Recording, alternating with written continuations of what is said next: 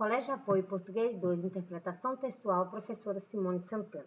Nós vamos trabalhar hoje no livro Tempo de Português, sexto ano, na unidade 3, no capítulo 2. Mas vamos fazer uma visitinha lá no capítulo 1 também, tá bom? Então, olha só, notícias, jornalismo em ação é o tema da nossa unidade que nós estamos desenvolvendo nessas duas últimas aulas, tá bom?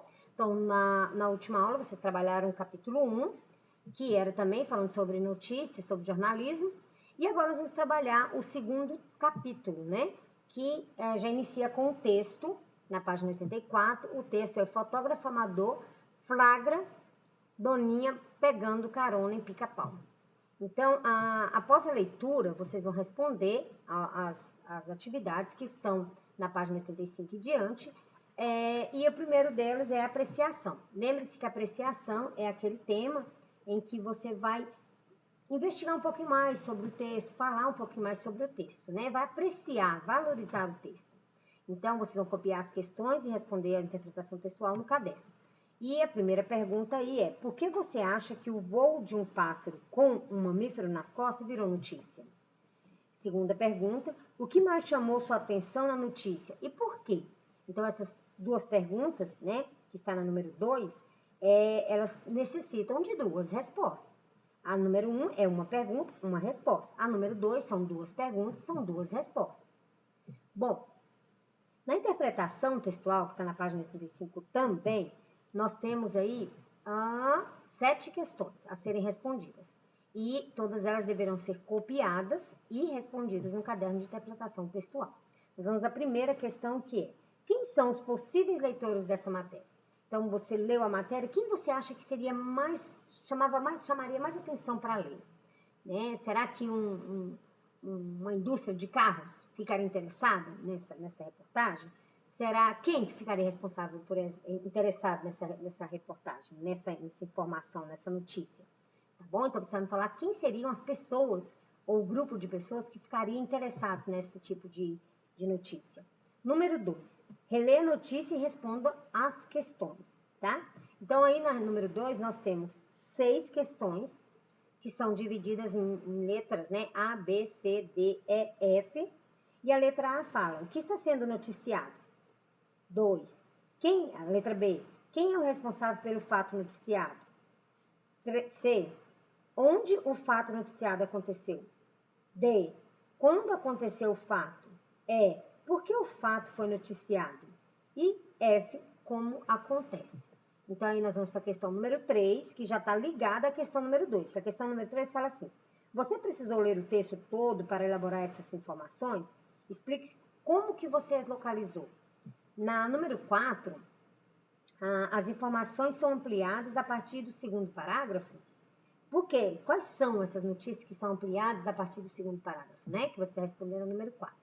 A número 5, no caderno, copie a alternativa mais adequada à função da fotografia nessa notícia. Então, tem a letra A, que a função da fotografia tem a função de complementar a notícia, as informações da notícia. Ou a letra B, a fotografia tem a função de ilustrar a notícia e deixá-la mais agradável ao leitor. Vai copiar a questão número 5 toda, mais a letra A, a letra B, e vai marcar somente a alternativa que está mais adequada à função da fotografia. Número 6. Observe novamente as imagens que acompanham as notícias do capítulo 1 e 2 e leia os textos, as legendas que estão abaixo, tá bom? Logo abaixo das cenas. E aí você vai me responder. A primeira pergunta, que é a letra A, da número 6, fala: qual das legendas apresenta o que há na imagem? Você vai explicar qual que é a legenda que é, explicar o que é. Letra B. Que tipo de informação aparece na imagem número 2? Que tipo de informação que aparece? O que está mostrando? Tá bom? Número 7. Qual das duas notícias não poderia ficar sem uma fotografia? E por quê? Tá vendo que na número 7 aí são duas perguntas? É a número 1 ou a número 2 que poderia ficar sem a imagem? E qual for a resposta que você escolher, por que ela não pode ficar sem resposta?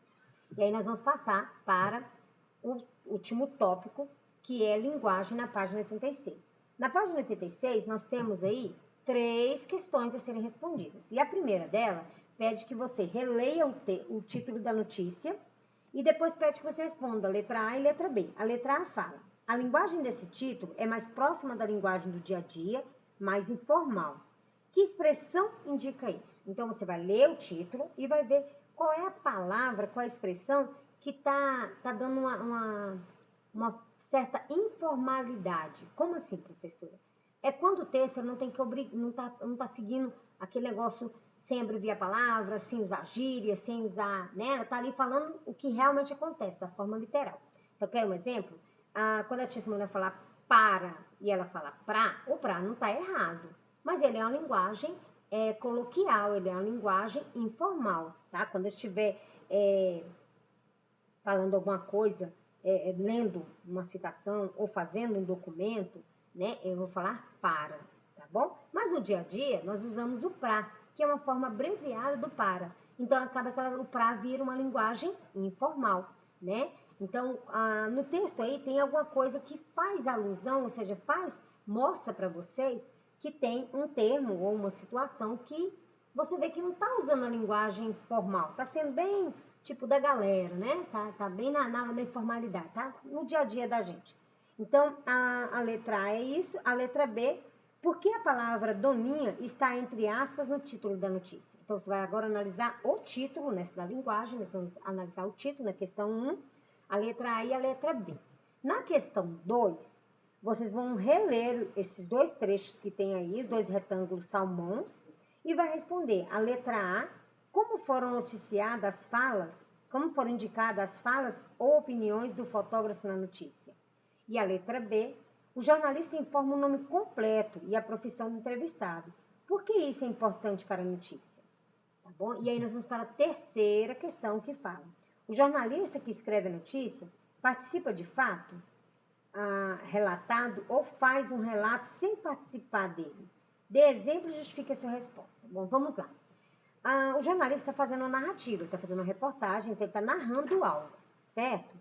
A questão número 3 está perguntando se esse narrador ele está fazendo parte da história ou se ele está contando a história do lado de fora, sem se comprometer. Quando a gente conta a história colocando a nossa pessoa na história, nós viramos um narrador personagem. Quando eu só narro a história sem participar da história, então eu sou chamada de narrador observador, tá bom? Então eu gostaria que vocês pudessem perceber, responder a essa atividade e me falar se é narrador observador ou se é narrador personagem, tá bom? No mais, essas são as atividades do livro para essa semana. Vocês devem entregar as atividades